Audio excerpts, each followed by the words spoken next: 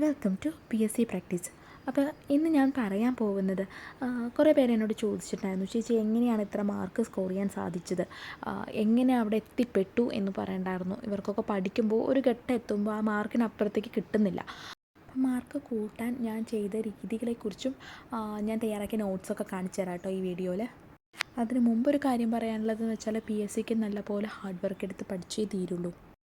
PSC പഠിക്കുന്നവരിൽ തന്നെ 4 type ആൾക്കാരുണ്ട്.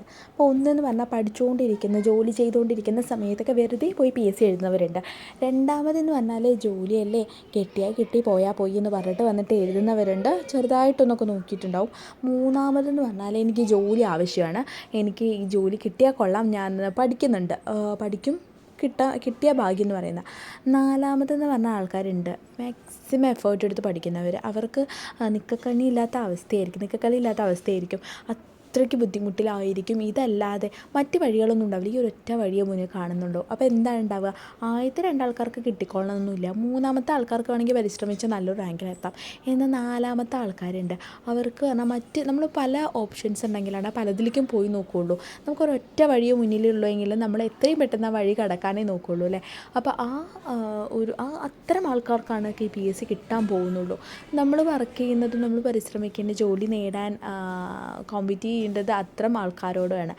അപ്പോൾ എന്താ ചെയ്യേണ്ടത്, നമ്മൾ മാക്സിമം ടൈം വേസ്റ്റ് ചെയ്യാതെ പഠിക്കുക എന്നുള്ളതാണ് പ്രധാനപ്പെട്ട ഒരു കാര്യം എന്ന് പറയുന്നത്.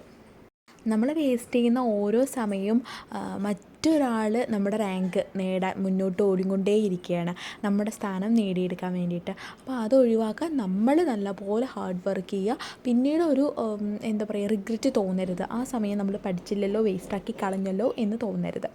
അപ്പം അതായത് ചില സമയത്ത് നമുക്കൊരു ടൈം എത്തുമ്പോൾ നമുക്കൊരു മാർക്ക് അങ്ങോട്ട് സ്റ്റക്കാവും. എനിക്ക് ആദ്യം കിട്ടുമ്പോൾ ജസ്റ്റ് ഒന്ന് പഠിച്ച് നോക്കുമ്പോൾ എനിക്ക് വീട്ടിലൊന്ന് ചെയ്ത് നോക്കുമ്പോൾ എനിക്ക് 20 മാർക്കേ കിട്ടിയിരുന്നുള്ളൂ ഫസ്റ്റ്. കാരണം ആദ്യം ഞങ്ങൾ പഠിച്ചിരുന്നത് LGSൻ്റെ പ്രീവിയസ് ഇയർ ക്വസ്റ്റ്യൻ പേപ്പേഴ്സ് ആയിരുന്നു. അതിനുശേഷം LGSൻ്റെ ഒരു സിമ്പിൾ ബുക്ക് വാങ്ങിച്ചിട്ടാണ് പഠിച്ചത്. അതിനുശേഷമാണ് LDയുടെ പ്രീവിയസ് ക്വസ്റ്റ്യൻ പേപ്പേഴ്സ് പഠിച്ചിട്ട് പിന്നെ റാങ്ക് ഫയലിലോട്ടൊക്കെ ഞങ്ങൾ കടക്കുന്നത്.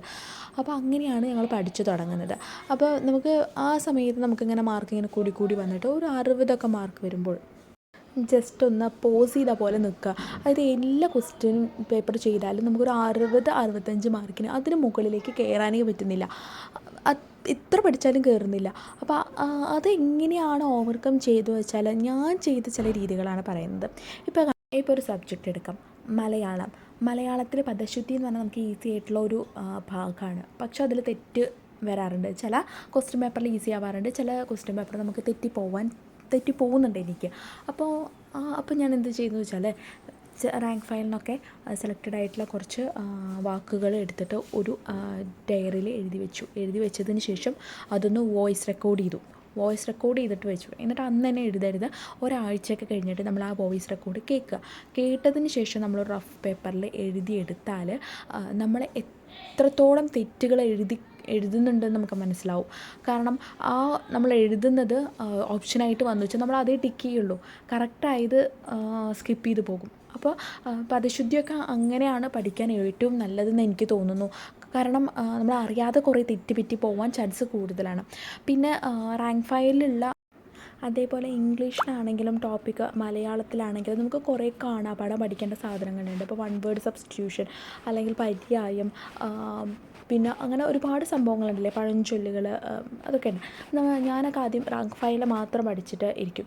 അപ്പോൾ പിന്നീടാണ് അതിൻ്റെ തെറ്റ് മനസ്സിലായത്. അതായത് റാങ്ക് ഫയലിൽ പഠിച്ചത് PSC ചോദിക്കണം, നമ്മൾ ശാഠ്യം പഠിക്കരുത്. PSC എന്താണ് ചോദിക്കുന്നത് അത് നമ്മൾ പഠിച്ചെടുക്കാൻ ആദ്യം മുൻകൈ എടുക്കണം. അപ്പോൾ എന്ത് ചെയ്യണം, നമുക്ക് കിട്ടിയ സോഴ്സസിനെല്ലാം ഇതിൻ്റെ എക്സ്ട്രാ ആയിട്ടുള്ളതൊക്കെ നമ്മൾ നോട്ടിലേക്ക് എഴുതിയെടുത്തു. ലൈക്ക് ഇപ്പം റാങ്ക് ഫയലിൽ ഇല്ലാത്ത 1 വേർഡ് പോലുള്ളവയെല്ലാം തന്നെ പുറമേ നിന്ന് നമുക്കൊരു ചിലപ്പോൾ ഒരു PDF നോട്ട്സിൽ നിന്ന് കിട്ടുന്നതായിരിക്കാം, അല്ലെങ്കിൽ യൂട്യൂബ് ക്ലാസ്സിൽ നിന്ന് കിട്ടുന്നതായിരിക്കും. അതെല്ലാം ഒരു നോട്ടിൽ ഒരു ഭാഗത്ത് എഴുതി വെച്ചു. അപ്പോൾ നമുക്ക് എക്സ്ട്രാ ആയിട്ടുള്ള പോയിൻറ്റ്സ് കിട്ടിക്കൊണ്ടിരിക്കും. തൊഴിൽ വാർത്ത, തൊഴിൽ വീഥിയിലുണ്ടാവുന്നത്, അപ്പോൾ അതൊക്കെ നമുക്ക് എക്സ്ട്രാ ആയിട്ട് എഴുതിയെടുക്കാൻ സാധിച്ചു. അപ്പോൾ നമ്മുടെ റാങ്ക് ഫയലിനപ്പുറം നമ്മൾ കുറേ കാര്യങ്ങൾ പഠിക്കാൻ കഴിയും. അതേപോലെ എല്ലാ ടോപ്പിക്കിലും അങ്ങനെ എക്സ്ട്രാ ആയിട്ട് നമുക്ക് നോട്ട്സ് എഴുതി വയ്ക്കാൻ കഴിയും കേട്ടോ.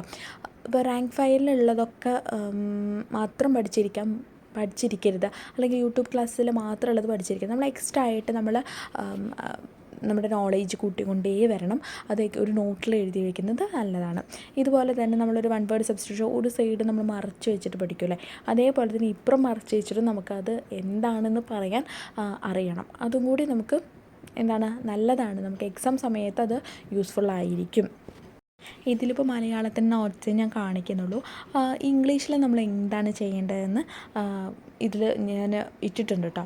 അതായത് നമ്മൾ ക്വസ്റ്റ്യൻ പേപ്പേഴ്സൊക്കെ അപ്പോൾ ആദ്യമൊക്കെ പഠിക്കുന്നവർ എന്ത് ചെയ്യണമെന്ന് വെച്ചാൽ നമ്മൾ ഓരോ ക്വസ്റ്റ്യൻ പേപ്പേഴ്സ് ചെയ്യുമ്പോൾ ഓരോന്നിൻ്റെയും ആൻസർ ഏതാണ് വരുന്നത്, ആ ആൻസർ എങ്ങനെ കിട്ടിയെന്ന് ജസ്റ്റ് ഒന്ന് ഒരു പേപ്പറിൽ എഴുതി വെക്കുക. അപ്പോൾ ഇതിൽ കാണിക്കുന്നുണ്ട്. ഇപ്പോൾ ഫസ്റ്റത്തെ ഷൈൻസ് എന്നാണ് വരുന്നത്. എന്തുകൊണ്ടാണ്? യൂണിവേഴ്സൽ ട്രൂത്ത് കാരണമാണ്. അപ്പോൾ എന്താണ് ആൻസർ എന്നും അതിനുള്ള കാരണം എന്താണെന്നും എഴുതി വയ്ക്കുക. എനിക്കങ്ങനെ ഒരു ബുക്ക് തന്നെ ഉണ്ടായിരുന്നു കേട്ടോ. ഈ ക്വസ്റ്റ്യൻ പേപ്പേഴ്സിൻ്റെയൊക്കെ ആൻസർ എഴുതാനും അതിൻ്റെ റീസൺ എഴുതാനും ഒരു ബുക്ക് തന്നെ ഉണ്ടായിരുന്നു. എന്നിട്ട് അതിൻ്റെ റീസൺ ഒരു റെഡിങ്ങിൽ എഴുതിയാൽ നല്ലതായിരിക്കും. കാരണം പിന്നീട് നമ്മൾ ആ ക്വസ്റ്റ്യൻ പേപ്പർ വീണ്ടും ചെയ്യുമ്പോഴോ അല്ലെങ്കിൽ ആ ക്വസ്റ്റ്യൻ എങ്ങനെ കിട്ടി എന്ന് നമുക്ക് ഓർത്തെടുക്കാൻ അത് എളുപ്പമായിരുന്നു. ഇപ്പോൾ ഒരു ഇഫ് ക്ലോസ് ഒക്കെ ആണെങ്കിൽ വുഡ് പ്ലസ് വി വൺ കൊണ്ടാണ് അങ്ങനെയാണ് കിട്ടിയതെന്ന് എഴുതി വയ്ക്കാം. പിന്നെ ഒരു 10-20 ക്വസ്റ്റ്യൻ പേപ്പറൊക്കെ ചെയ്ത് കഴിഞ്ഞാൽ നമുക്ക് ക്വസ്റ്റ്യൻ കാണുമ്പോൾ തന്നെ ആൻസർ ഓട്ടോമാറ്റിക്കായിട്ട് വരും. റയറായിട്ട് വരുന്ന ക്വസ്റ്റ്യൻസ് എല്ലാം തന്നെ ഒരു നോട്ടിൽ എഴുതി വെച്ചിട്ട് അതൊരു 10-15 ദിവസം കഴിയുമ്പോൾ വീണ്ടും റിവൈസ് ചെയ്തിട്ട് തറവാക്കാം. ഇപ്പോൾ GK ടോപ്പിക്കാണെങ്കിലും നമുക്ക് കിട്ടാത്ത ക്വസ്റ്റ്യൻസൊക്കെ വരികയാണെങ്കിൽ അത് നോട്ടിൽ എഴുതുക, റിലേറ്റഡ് ഫാക്ട്സ് അന്ന് തന്നെ പഠിക്കാം, എന്നിട്ട് പിന്നീട് റിവൈസ് ചെയ്യുക. പിന്നെ നമ്മൾ എപ്പോഴും പഠിക്കുന്ന പോലെ ആ സബ്ജക്റ്റ് പഠിച്ചുകൊണ്ടേ ഇരിക്കണം, റിവൈസ് ചെയ്തുകൊണ്ടേ ഇരിക്കണം. എക്സ്ട്രാ ആയിട്ട് ഇങ്ങനെ വല്ല ക്വസ്റ്റ്യൻസൊക്കെ കാണുമ്പോൾ വീണ്ടും അത് റിവൈസ് ചെയ്തിട്ട് അല്ലെങ്കിൽ നോട്ട് എഴുതിയിട്ട് നമ്മൾ തറവാക്കാം. പിന്നെ നമുക്ക് കിട്ടാത്ത ടോപ്പിക്കാണ് ഞാൻ ക്വസ്റ്റ്യൻ ആൻസർ നോട്ടിലേക്ക് എഴുതിയെടുക്കാൻ പറയുള്ളൂ. ഒരിക്കലും ഈ ഒരു GK ടോപ്പിക് വൈസായിട്ട് നോട്ട് എഴുതി നിങ്ങളുടെ സമയം വെറുതെ വേസ്റ്റ് ആക്കരുത്. ഇന്ന് നിങ്ങൾ വേസ്റ്റ് ചെയ്യുന്ന ഓരോ സമയവും നിങ്ങളുടെ റാങ്ക് തന്നെ താഴേക്ക് കൊണ്ടെത്തിക്കുന്നത്. അപ്പോൾ അതിനിട വരുത്തരുത്. മാക്സിമം എഫേർട്ട് എടുത്ത് പഠിക്കുക. എത്രയും പെട്ടെന്ന് തന്നെ ആദ്യ ജോലി തന്നെ കിട്ടാൻ ദൈവം അനുഗ്രഹിക്കട്ടെ. ഓക്കെ.